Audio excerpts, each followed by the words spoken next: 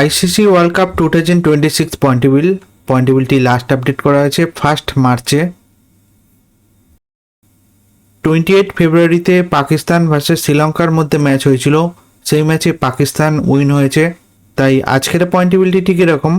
Super 8-এ group 1-এ number 1 position আছে south Africa, 2 match খেলে 4 পয়েন্টে। নাম্বার 2-এ আছে ওয়েস্ট ইন্ডিজ, 2 ম্যাচ খেলে 2 পয়েন্টে। নাম্বার 3-তে আছে ইন্ডিয়া, 2 ম্যাচ খেলে 2 পয়েন্টে। নাম্বার 4-এ আছে জিম্বাবু, 2 ম্যাচ খেলে 0 পয়েন্টে। সুপার 8-এ গ্রুপ 2-তে নাম্বার 1 পজিশন আছে ইংল্যান্ড, 3 ম্যাচ খেলে 6 পয়েন্টে।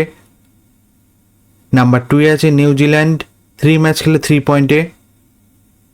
নাম্বার 3-তে আছে পাকিস্তান, 3 ম্যাচ খেলে 3 পয়েন্টে। নাম্বার 4-এ আছে শ্রীলঙ্কা, 3 ম্যাচ খেলে 0 পয়েন্টে। এই আইসিসি টি20 world cup 2026 points table last update করা হয়েছে 1 মার্চে। ভিডিওটি ভালো লেগে থাকলে লাইক, কমেন্ট, শেয়ার করবেন।